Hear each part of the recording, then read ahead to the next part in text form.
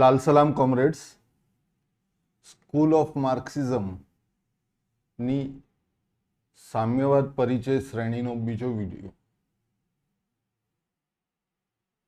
આઈડિયોલોજીકલ testing toolkit એટલે કે વિચારધારાઓને તપાસવાનું tool box લઈને હું આપનો સાથી કોમરેડ દીનબંધુ માર્ક્સપ્રિય આપની સમક્ષ હાજર છું. આજના વિડીયોમાં આપણે પહેલા શું કહ્યું હતું અને શું સમજ્યા હતા એનું એક નાનકડી રિકાઉન્ટ કરી લઈએ, યાદ કરી લઈએ. પહેલા વિડીયોમાં આપણે એ તપાસ્યું હતું કે શું તમે કોમ્યુનિસ્ટ મટીરિયલ છો અથવા બીજો કોઈ પણ વ્યક્તિ કોમ્યુનિસ્ટ મટીરિયલ છે.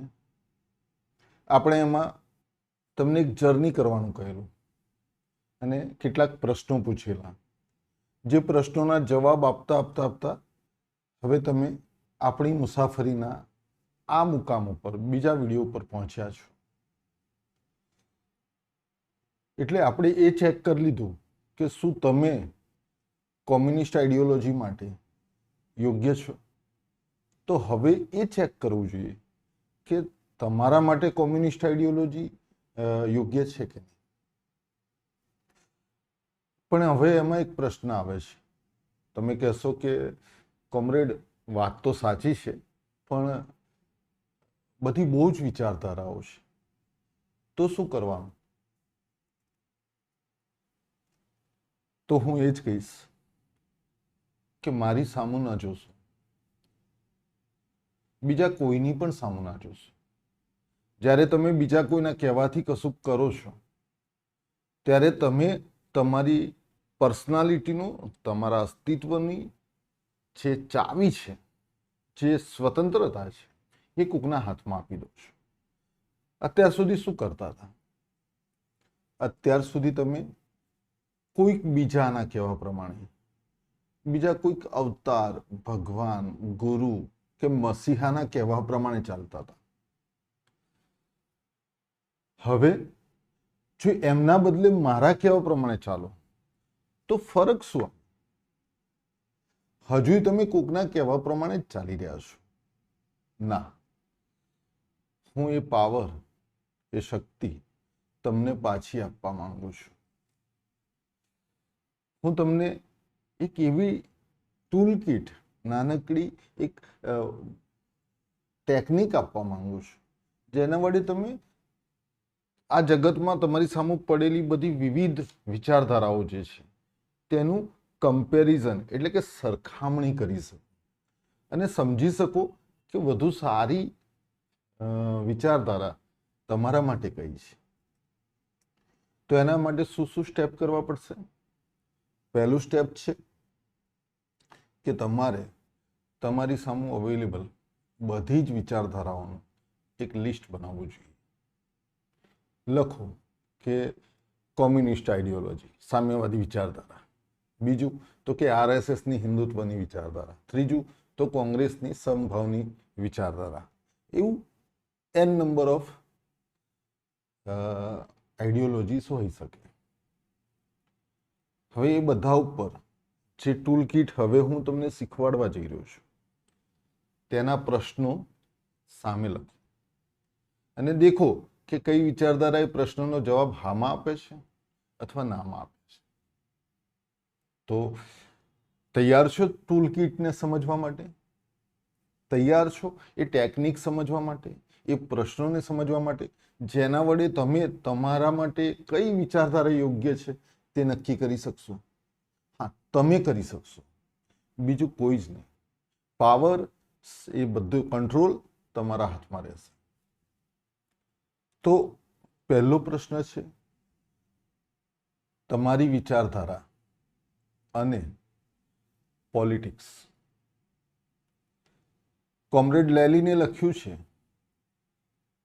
કે જ્યાર સુધી તમે દરેક જાહેરાત, દરેક વચન અને દરેક મોટા પ્રસંગો પાછળ કોઈને કોઈ વર્ગનું હિત શોધી કાઢવામાં અથવા સમજી લેવામાં સક્ષમ નહીં બનો ત્યાર સુધી તમે રાજકારણમાં ભયંકર છળનો, પ્રપંચનો ભોગ બનતા રહેશો. તો હયાત સરકારો અને હયાત વિચારધારાઓ આપણને શું કહે છે? પોલિટિક્સ ગંદુ છે, પોલિટિક્સ તો ગંદા માણસોનું કામ છે. કદી તમે વિચાર્યું છે કે આવું કેમ કહેવામાં આવે છે? કેમ કે તમે કામદાર વર્ગના, મધ્યમ વર્ગના, ગરીબ વર્ગના, ખેડૂત કે ખેત મજદૂર વર્ગના અથવા મહિલાઓ, આદિવાસી કે બીજા કોઈ પણ પીડિત અને વંચિત સમૂહના લોકો પોલિટિક્સથી નફરત કરો અને દૂર રહો, જેથી કરીને એ લોકો તમારા ઉપર રાજ કરી શકે. પોલિટિક્સ સારું છે કે ખરાબ છે તે પ્રશ્ન જ નથી. પ્રશ્ન એ છે કે પોલિટિક્સ જરૂરી છે કે બિનજરૂરી છે. પોલિટિક્સ મારી દ્રષ્ટિએ અનિવાર્ય છે. દરેક વંચિત અને પીડિત સમૂહના યુવાનોએ અને યુવતીઓએ ચોક્કસપણે પોલિટિક્સ કરવું જોઈએ. ને જ્યારે પણ કોઈ વ્યક્તિ તમને કોઈ પણ પ્રશ્ન પૂછે ત્યારે ચોક્કસપણે એ સવાલ પૂછવો જોઈએ કે આ કયા વર્ગનું પોલિટિક્સ થઈ રહ્યું છે, કોમરેડ તમારું પોલિટિક્સ કયું છે? અને જે જવાબ આપે એના આધારે નક્કી કરો. કોઈ લીડરના આધારે, કોઈ પક્ષના આધારે, કોઈ ચહેરાના આધારે નક્કી ન કરશો. તો શું તમારી વિચારધારા પોલિટિક્સ વિશેના તમારા ગેરસમજણ દૂર કરે છે? શું તમારી વિચારધારા તમને પોલિટિકલ નિર્ણયો અને તેની પાછળના કારણો સમજવામાં મદદ કરે છે? શું તમારી વિચારધારા વિવિધ પોલિટિકલ પાર્ટીઓ દ્વારા, રાજકીય પક્ષો દ્વારા લેવામાં આવતા બધા જ નિર્ણયો સમજવામાં મદદરૂપ કરે છે, મદદરૂપ બને છે?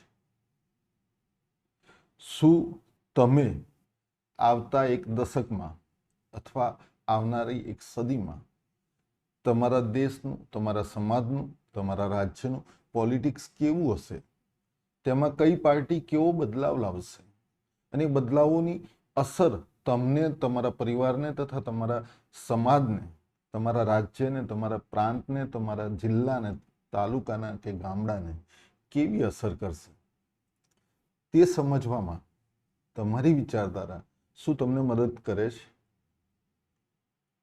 જો ના, તો એ વિચારધારાને તત્ક્ષણ છોડી દો. એ તમારા કામની નથી. બીજું ટૂલકીટ છે, બીજો પ્રશ્ન છે, તે સામાજિક પ્રશ્નો વિશે છે.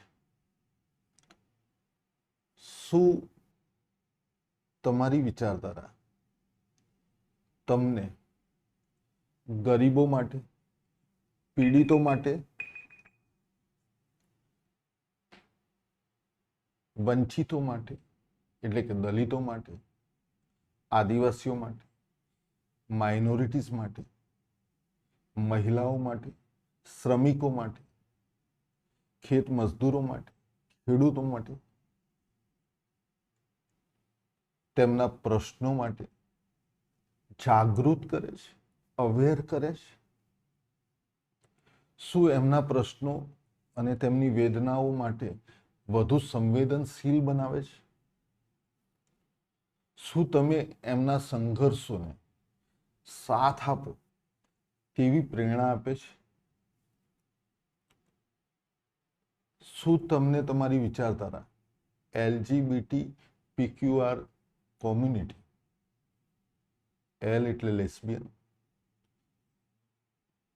B એટલે બાયસેક્સ્યુઅલ, G એટલે ગે, એવી કોમ્યુનિટીઝ તથા NT-DNT એટલે કે વિચરતી જાતિઓના પ્રશ્નો વિશે વધુ અવેર બનાવે છે, એટલે કે સતર્ક બનાવે છે, વધુ સેન્સિટિવ એટલે કે સંવેદનશીલ બનાવે છે? તથા શું એમના સંઘર્ષો, એમની વેદનાઓ, એમની તકલીફોમાં તમે સહભાગી થવા માટે કોઈ પ્રેરણા આપે છે? શું તમારી વિચારધારા સમાજમાં આવતા પરિવર્તનો, તેને કારણો તમને સમજાવે છે? તમને એવું લાગે છે કે આ સમાજ જેવો છે એવો ને એવો જ રહેશે, કાયમ એવો ને એવો જ હતો અને ભવિષ્યમાં પણ કશો બદલાવ નહીં આવે, કશો ફેરફાર નહીં આવે? ના, આપણે જાણીએ છીએ કે સુદૂર ભૂતકાળમાં માનવજાત આદિમ સામ્યવાદી અવસ્થામાં જીવતી હતી. પછી તેમાં ગુલામીનો તબક્કો આવ્યો, પછી તેમાં ફ્યુડલ સોસાયટી આવી, પછી તેમાં કેપિટાલિસ્ટ સોસાયટી આવી. તો આ સમાજમાં આવતા ફેરફાર કેમ થાય છે? તેના કારણો શું છે?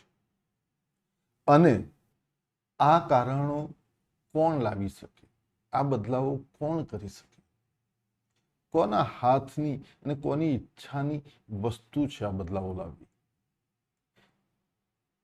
જો તમારી વિચારધારા સામાજિક પરિવર્તનો કે સમાજ વ્યવસ્થાને બદલી નાખવા માટે સક્ષમ ન હોય, તમને એના માટે કોઈ રસ્તો ન બતાવતો હોય, તો ચોક્કસપણે તમારે તમારી હયાત વિચારધારા બદલી નાખવી જોઈએ, છોડી દેવી જોઈએ અને તરત જ સામ્યવાદી વિચારધારા સ્વીકારી લેવી જોઈએ.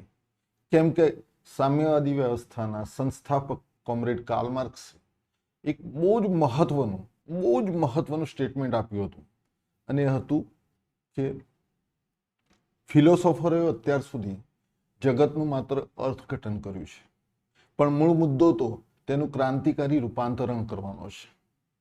એટલે જો તમે સમાજના આ હયાત વ્યવસ્થાથી દુઃખી હો, તકલીફમાં હો, તમને ચીડ ચડતી હોય, અણગમો હોય, તો તેનું સામાજિક વ્યવસ્થાનું ક્રાંતિકારી પરિવર્તન કરવા માટે તમારી વિચારધારા સક્ષમ છે કે નહીં તે તપાસો. જો તમારી હયાત વિચારધારા આ સામાજિક વ્યવસ્થા પરિવર્તન કરવા માટે તમને કોઈ પ્રેરણા ના આપતી હોય, કોઈ રસ્તો ના બતાવતી હોય, તો તરત જ આ જ ક્ષણે એ વિચારધારાને છોડીને તમારે સામ્યવાદી વિચારધારાને સ્વીકારવી જોઈએ. કોઈ એમ કહેશે કે કોમરેડ, તમે પોલિટિક્સની વાત કરો છો, સોસાયટીની વાત કરો છો, પણ મારામાં કોઈ ફેરફાર આવશે કે નહીં? તો તમે સાચા છો. બીજી બધી જ વિચારધારાઓમાં માણસો જેવા એ વિચારધારાની અંદર એન્ટર થાય છે, એવા ને એવા વર્ષો સુધી, વર્ષો પછી પણ એવા ને એવા જ રહે છે. કેમ કે એ વિચારધારા તેમના વ્યક્તિત્વનો કોઈ વિકાસ નથી કરતો. તો તમારે કેટલાક પ્રશ્નો તમારે અત્યારે જે હયાત વિચારધારા હોય એના વિશે પૂછવા જોઈએ કે શું મારું વ્યક્તિત્વ આ વિચારધારા વડે કંઈ વિકાસ પામી રહ્યું છે? શું હું ગઈકાલે હતો તેનાથી વધુ બહેતર બન્યો છું? શું હું સમાજના નિર્બળ, શોષિત અને સતાવાયેલા લોકો માટે વધુ સંવેદનશીલ બન્યો છું? શું હું વધુ ખુશનુમા, વધુ સમજદાર બન્યો છું? તમારે એ પૂછવું જોઈએ કે શું તમે પર્યાવરણની જે ભયાનક અવગતિ આ કેપિટાલિસ્ટ સોસાયટી બનાવી રહી છે તેના પ્રત્યે વધુ સંવેદનશીલ બન્યા છો? શું તમે શ્રમ વિશે તમારા દ્રષ્ટિકોણમાં ફેરફાર લાવ્યા છો? શું તમે મહિલાઓ માટે તમારો દ્રષ્ટિકોણ બદલાયો છે? શું તમે એલજીબીટી અને ગે કોમ્યુનિટી માટે તમારા વિચારોમાં કોઈ પરિવર્તન લાવી શક્યા છો? શું તમે એક નિષ્ક્રિય માણસમાંથી વધુ સક્રિય માણસ બન્યા છો? જો તમારી વિચારધારા તમને તમારા વ્યક્તિત્વને ઘડી ના શકે, બદલી ના શકે અને બહેતર ના બનાવી શકે, તો આ પળે, આ ક્ષણે જ એ વિચારધારાને ફગાવી દો. કેમ કે કોમ્યુનિસ્ટ વિચારધારા તમને વધુ બહેતર ઇન્સાન બનાવશે, શ્રમ અને મહેનત માટે વધુ સંવેદનશીલ બનાવશે, સમાજના પીડિત સમૂહો માટે, વંચિત લોકો માટે વધુ સંવેદનશીલ બનાવશે અને પર્યાવરણ તથા આજના સમાજના બધા જ સળગતા પ્રશ્નો માટે કશુંક કરવાની, ક્યાંક સંઘર્ષ કરવાની, ક્યાંક એ સંઘર્ષને મદદ કરવાની પ્રેરણા આપશે અને તમને જીવન વધુ ભરપૂર, વધુ પરિપૂર્ણ લાગશે.